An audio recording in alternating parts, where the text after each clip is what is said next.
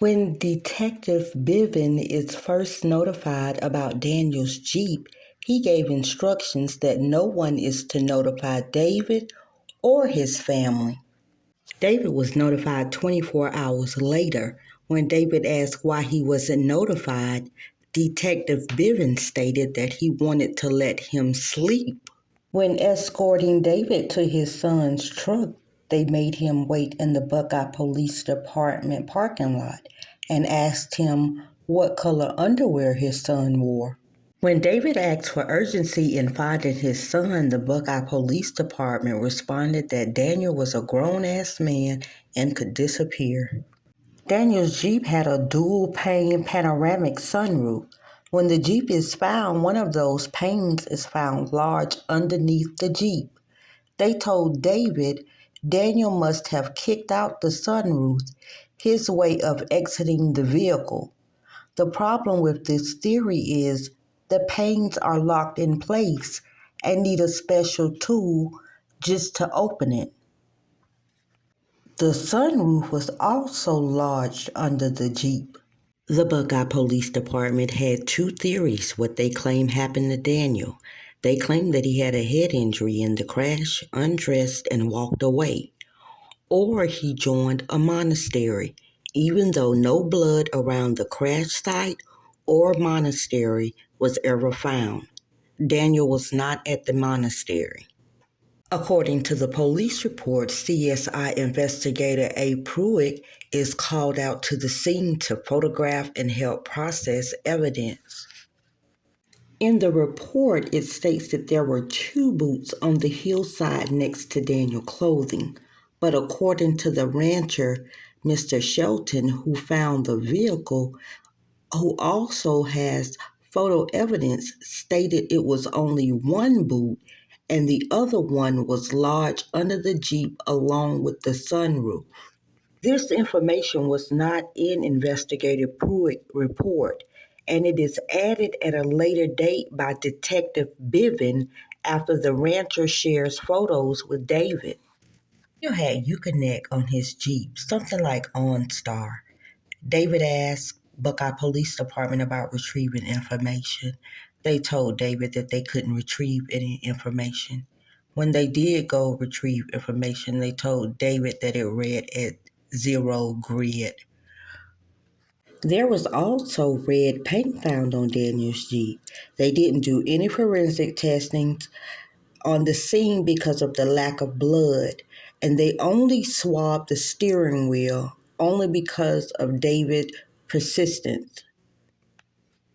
What could he have possibly hit in the desert that is red?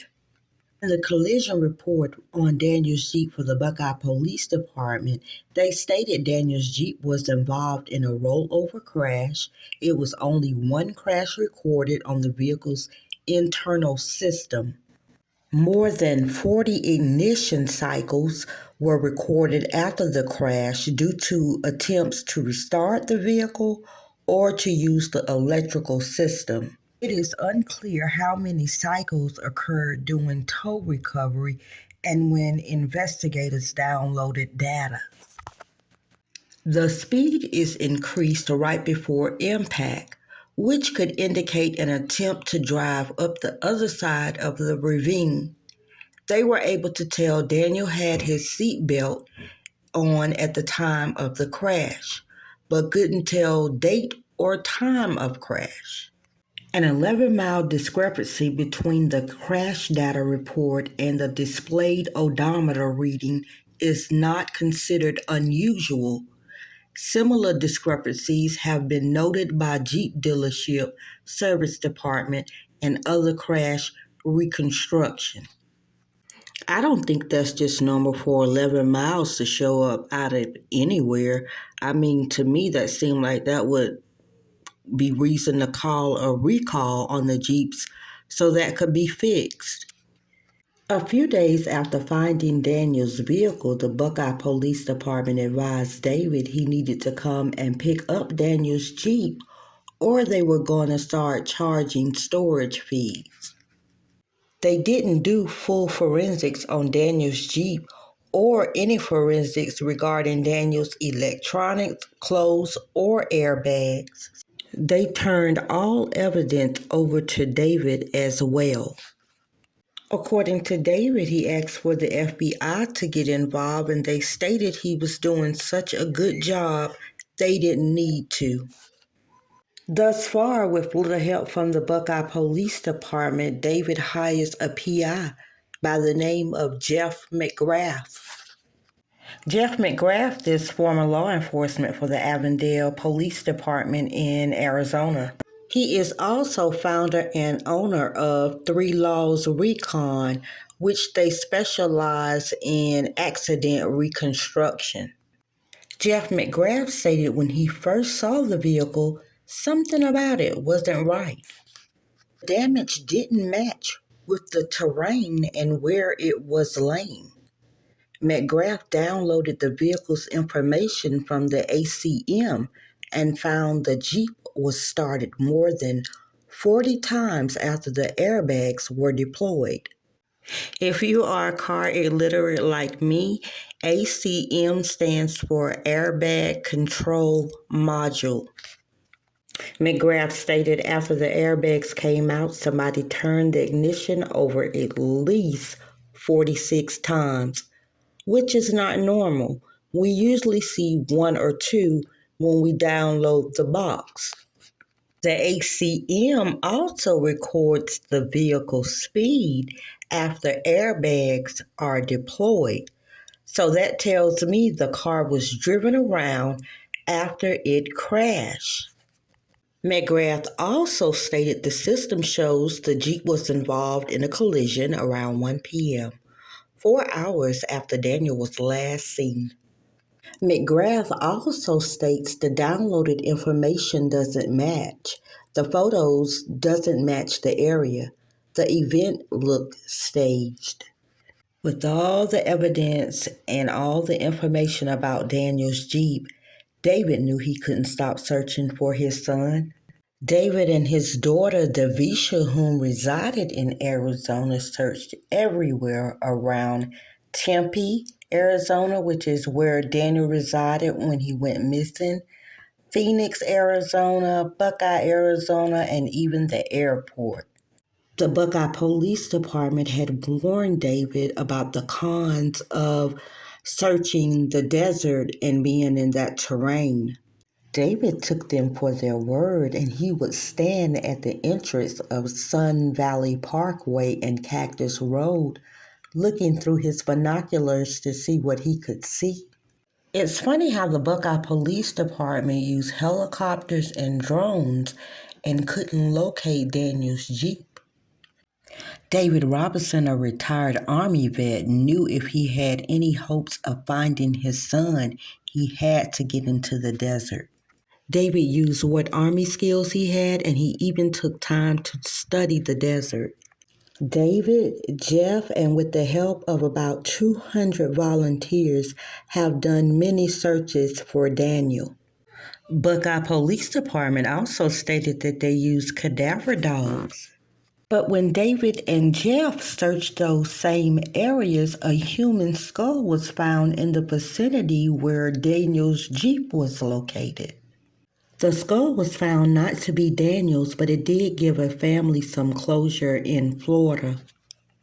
During other searches, David stated that they have come up with about 5 sets of remains, none of them Daniel.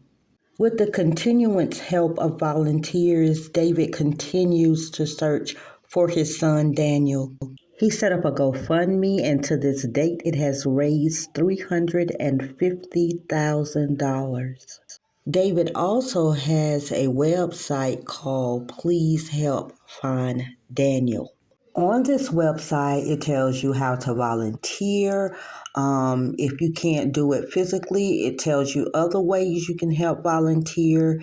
It also tells you how to donate, any updates.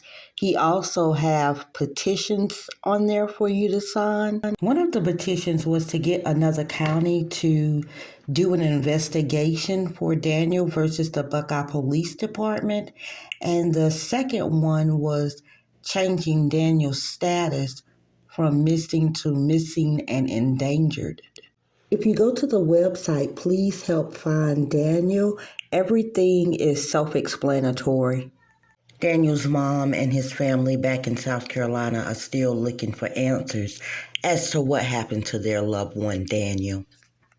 David continues to search for his son, Daniel, and even relocated to Arizona. There is a $10,000 reward. Any information about Daniel, call 803-200-7994. There is also a tip line to remain anonymous, 844-602-0660. All right, it's time for me to add my 2 cents. Daniel could have had a mental break, but then where did he go? Okay, what if Daniel did crash the Jeep? But that means he would have had to been in the desert for up to 4 hours doing what? Jeff stated that the information showed that the Jeep crashed at 1 o'clock. He left the job at 9.